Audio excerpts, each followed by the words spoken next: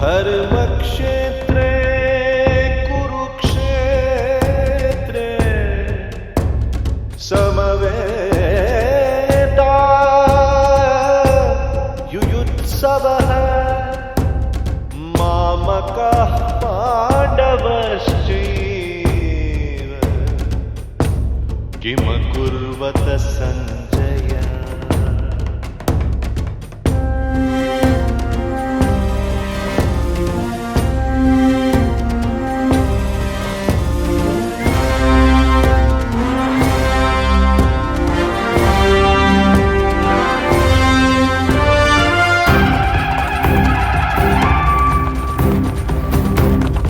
Welcome back to the second episode of Gita Today.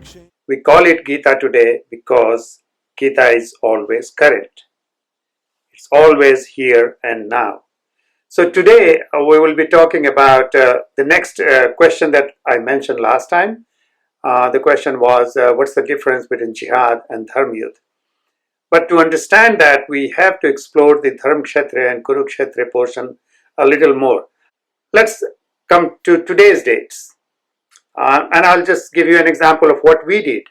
When we were medical students, some of us started doing meditation in the campus of medical school, and sometimes we used to go to engineering school and take a radio or a tape recorder and play that, and then we'll just do the meditation in the field.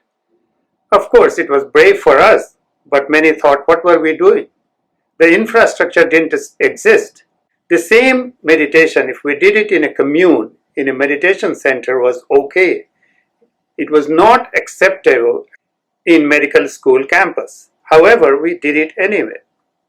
So for us, it was our workplace, the medical school, but it was also a good place to grow spiritually.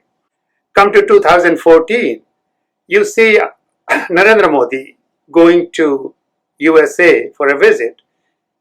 As a spiritual person, he fasts. He does Navaratri fasts. But as a Prime Minister of India, he meets President Obama and has a conversation that was good for the two countries. I would like to say that every individual or every person has a spiritual corner. How big that corner is, how well that can grow, depends upon the surroundings, the person he has next to him, and friends and support system. This brings us to the infrastructure that I call spiritual infrastructure.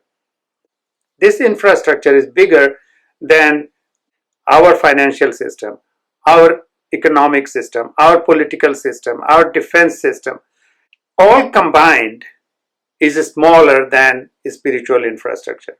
When we talk about spiritual infrastructure, it's a much vaster component.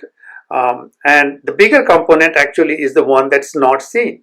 And then the infrastructure that is here now amongst us when we are alive has an effect on the unseen portion as well.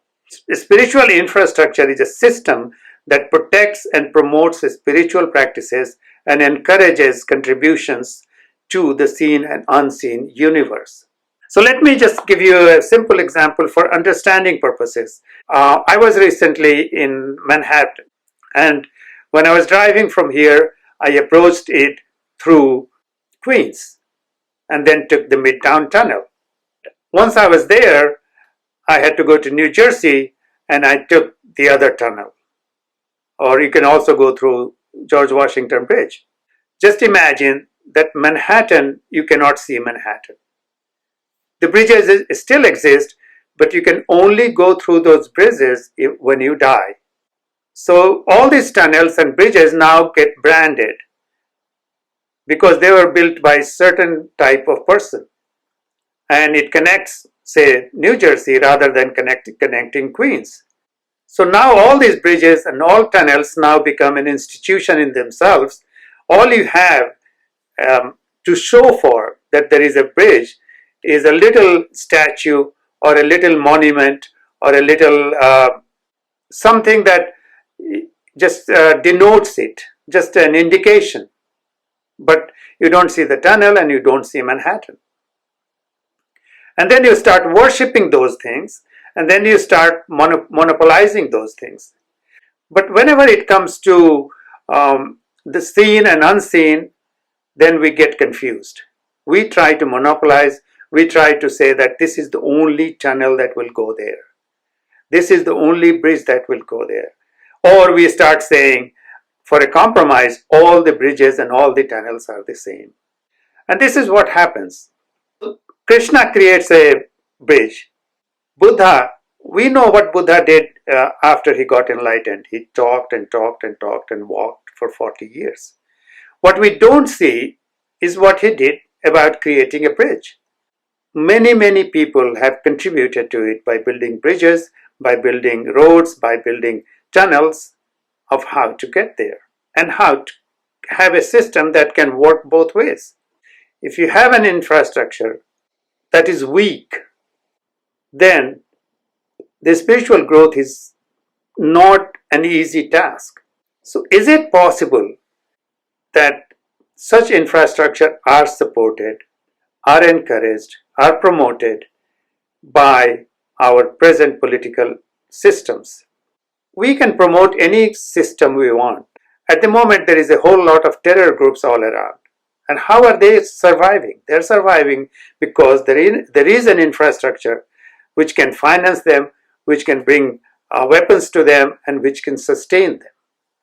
So if an infrastructure for a terror group can be sustained and maintained and promoted, will it not be easier to promote, create, sustain an infrastructure for spiritual growth? There is a lot more that can be done in this area. In Mahabharata times, the individuals' spiritual levels were so high. Can we create that situation now? Can we have meditation and yoga part of our military regime? Can we have yoga and meditation built into schools and colleges? And can we research in this area? There is a whole lot of research that's possible. Can we have a bunch of people, or say 100 people, and let them go, give them a sabbatical, and let them go and do deep meditations to experience things that is not normally possible if you're working and you don't have time for meditation. So meditation is not just for relaxation. That's how it has been marketed today. Meditation for relaxation. It's much more than relaxation. It's a lot more positive. It is to explore different dimensions that you haven't been before. It's an adventure. Let me give you an example. Just imagine that you are lying down in your bed and your physical body is there, and then suddenly your own Sukshma Sarir, which is astral body. So your astral body gets out of your physical body, and the freedom you can experience in that, and it just hovers around, flies around, then comes back and joins you. This simple experience is so phenomenal. And I'm not even talking about a very far-fetched idea. This is a very possible and practical thing that can happen if you meditate regularly for a short period of time. We can do a lot of things if this system that has not been explored so far anywhere in the world, it is left to temples and mosques and spiritual preachers. People go and listen to them, feel good for a few minutes or a few hours, and then go back home and get back into their business. Lastly, we should also take a note of some esoteric history or esoteric phenomena. And there are a couple of books there, and maybe more than a couple of books, but one I admire is, of course, Osho's Hidden Mysteries. And he mentions things that you don't have to believe, I don't have to believe, but is worth exploring, that we haven't explored. At least not in the near future, not in our recent past. So what are his conjectures? He claims that in Varanasi, which is the holy city, that there are always 100 enlightened people around Varanasi. There are always 100 enlightened people around Mount Kailash. One enlightened person like Buddha or Krishna has created so much energy in the world in their times. They've contributed so much to the spiritual infrastructure. Just imagine 100 enlightened souls always staying around Varanasi or Kashi.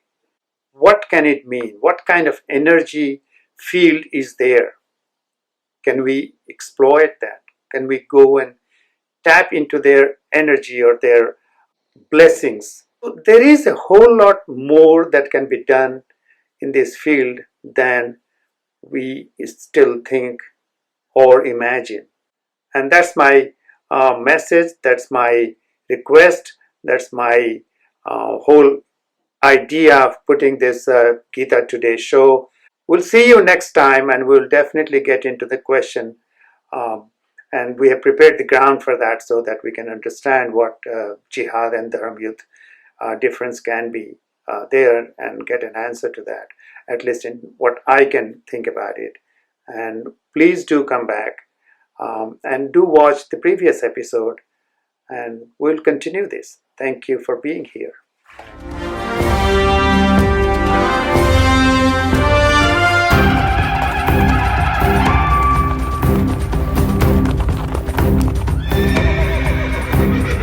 धर्म क्षेत्र और कुरुक्षेत्र में मन को मोह का शूल मिला है, कृष्ण सारथी के होने से गीता ज्ञान का फूल खिला है, धर्म क्षेत्र और कुरुक्षेत्र में मन को मोह का शूल मिला है, कृष्ण सारथी के होने से गीता ज्ञान का फूल खिला है,